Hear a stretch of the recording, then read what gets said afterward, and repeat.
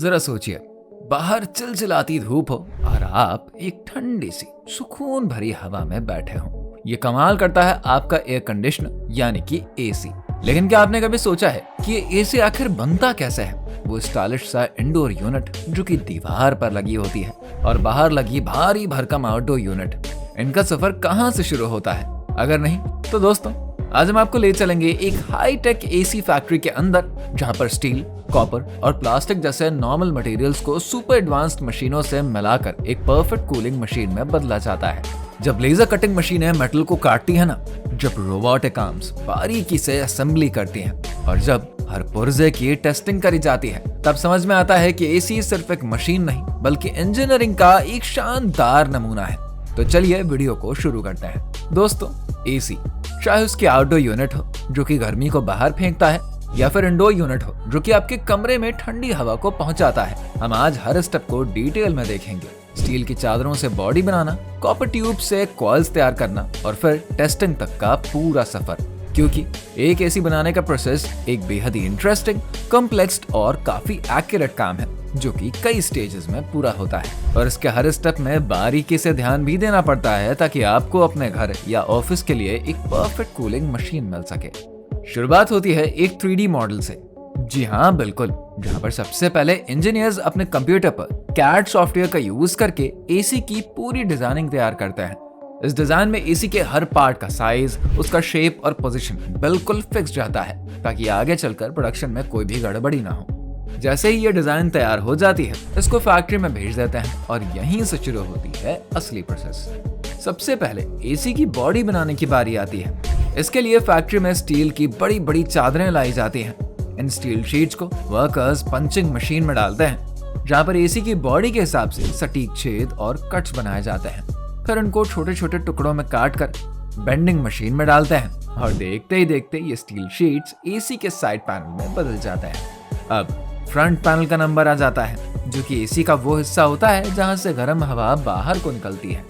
इसके लिए steel sheet में खास तरह के छेद बनाए जाते हैं ताकि एयर फ्लो सही तरीके से हो सके। फिर एक दूसरी स्टील शीट पर नट्स को वेल्डिंग की मदद से जोड़ा जाता है और उसको बेंडिंग मशीन से मोड़कर एसी का कैबिनेट तैयार होता है। ये वही बॉक्स होता है जिसमें कि एसी के सारे पार्ट्स फिट हो जाने वाले हैं। इसके बाद इन सभी पार्ट्स को पेंटिंग रूम में ले जाता है, जहां पर व्हाइट कलर का स्प्रे करके इनको एकदम चमकदार बनाया जाता है और जंग से बचाने के लिए एक खास तरह की कोटिंग भी करते हैं। बस अब एसी की बॉडी के सारे पार्ट्स तैयार हो चुके हैं।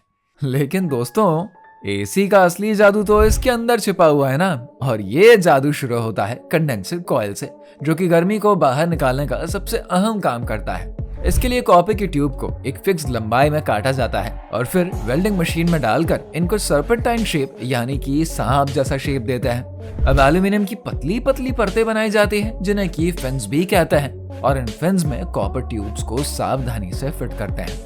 इसके बाद इन्हें ऑयल ड्राई ओवन में डाला जाता है, जहां पर एक खास तरह का ऑयल लगाकर ट्यूब्स और फिन्स को आपस में मजबूती से जोड़ा जाता है। अब ये कंडेंसर कॉइल कन्वेयर बेल्ट पर आगे बढ़ता है और यू शेप के मेटल क्लैंप्स लगाकर ट्यूब को लॉक कर दिया जाता है।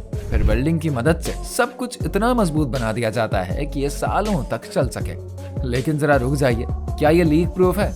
इसको चेक करने के लिए कंडेंसर कॉइल को पानी में डुबोया जाता है। अगर पानी में बुलबुले उठते हैं तो समझ लीजिए कहीं पर लीकेज है, और अगर बुलबुले नहीं आए हैं तो फिर ये पास हो जाता है। टेस्ट पास होने से इसको होल्डिंग मशीन में 2 लेयर में फोल्ड करते हैं और एसी का कंडेंसर कॉइल बस यहाँ पर तैयार हो जाता है। अब बारी आती है तैयार पार्ट्स के असेंबली करने की। सबसे पहले इस तैयार कंडेंसर को एसी की बॉडी में फिट किया जाता है और फिर कंप्रेसर लगाया जाता है। साथ ही कंप्रेसर को एसी का दिल भी कहते हैं, क्योंकि ये रेफ्रिजरेंट को सर्कुलेट करता है और कूलिंग का पूरा खेल एसी के इर्द गिर्द ही चलता है। इसके बाद फैन को फिट करने के लिए एक खास पार्ट लगाया जाता है। वर्कर्स इनलेट और आउटलेट वाल्व्स को नट से टाइट करते हैं और कंप्रेसर की पाइप को कंडेंसर से वेल्डिंग करके जोड़ देते हैं। फिर फैन को स्क्रू से मजबूती से टाइट किया जाता है और वेल्डिंग वाले हिस्सों को पानी से साफ करके चमकाया जाता है। उसके बाद सर्किट बोर्ड की बारी आती है। ये एसी का दिमाग जैसा होता है, जिसमें कि कैपेसिटर है, टेम्परेचर सेंसर है, पावर सप्लाई यूनिट और रिले जैसे जरूरी पार्ट्स होते हैं जो कि एसी को कंट्रोल करते हैं। इसको असेंबल करने के बाद फ्रंट पैनल पर कंपनी का स्टिकर लगाया जाता है। और एयर प्रेशर की मदद से अंदर की सारी धूल हटाई जाती है।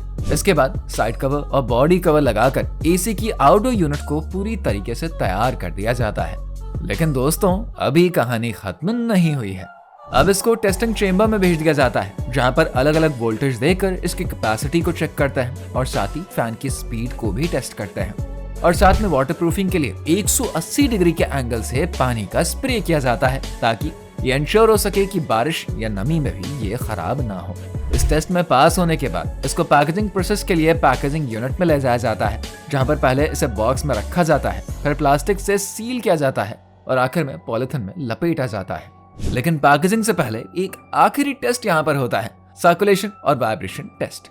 इसके लिए इसे 1 फीट की ऊंचाई से ड्रॉप किया जाता है, ताकि इसकी मजबूती पूरी तरीके से जांच हो सके। और बस सारे टेस्ट पास करने के बाद एसी का आउटडोर यूनिट पूरी तरीके से तैयार हो जाता है, जो कि आपके घर या ऑफिस में लगने के लिए बिल्कुल परफेक्ट है। अब बात करते हैं इंडोर यूनिट की। ये वो हिस्सा है जो कि आपके कमरे में ठंडी हवा पहुंचाती है। एसी की इंडोर यूनिट बनाने की प्रोसेस बेहद ही एक्यूरेट और काफी ज्यादा रेंज होती है, ताकि ये आपके कमरे में ठंडी हवा पहुंचाने में पूरी तरीके से कैपेबल हो। सबसे पहले इंडोर यूनिट की बॉडी तैयार करने के लिए प्लास्टिक ग्रैन्युल्स को मोल्डिंग मशीन में डाला जाता है। इस मशीन में गर्म प्लास्टिक को एक खास मोल्ड में इंजेक्ट किया जाता है और ठंडा होने पर यह प्लास्टिक एक स्टाइलिश और मजबूत बॉडी में बदल जाता है, जो कि आपके कमरे की दीवार पर लगने के साथ साथ उसकी सजावट में भी मेल खाती है। तो कुछ इस तरीके से नॉर्मल प्लास्टिक के दाने एक खूबसूरत से डिजाइन में तब्दील हो जाते हैं। इसके बाद एवेपोरेटर कॉइल तैयार करी जाती है, जो कि हवा को ठंडा करने का मेन काम करता है। इसके लिए कॉपर ट्यूब्स को बेंडिंग मशीन में मोड़कर एक डिफरेंट कॉइल का आकार देते हैं, ताकि हवा आसानी से इसके बीच से गुजर सके।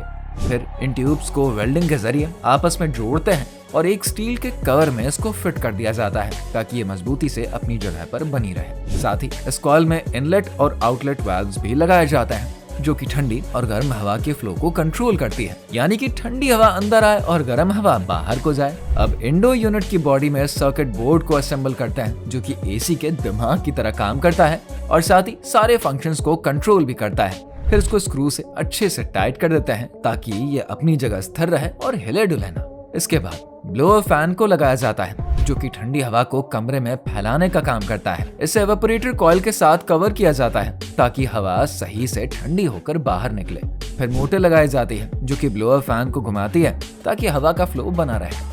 कन्वेयर बेल्ट पर आगे बढ़ते हुए मोटर की वायर को फैन और सर्किट बोर्ड से जोड़ा जाता है, ताकि सब कुछ इलेक्ट्रिकली कनेक्ट हो सके। इसके बाद मोटर कवर लगाकर सारे इंटरनल पार्ट्स को बॉडी से कवर कर दिया जाता है, ताकि अंदर का मैकेनिज्म सेफ और धूल मिट्टी से बचा रहे। अब टेस्टिंग का स्टेज आता है, जो कि सबसे जरूरी हिस्सा होता है। इंडोर यूनिट को कन्वेयर बेल्ट से टेस्टिंग चेंबर में भेज दिया जाता है, जहां पर इंफ्रारेड सिग्नल ट्रांसमिशन और प्रोसेसिंग को चेक किया जाता है, यानी कि ये देखा जाता है कि रिमोट से कंट्रोल हो रही है या फिर नहीं।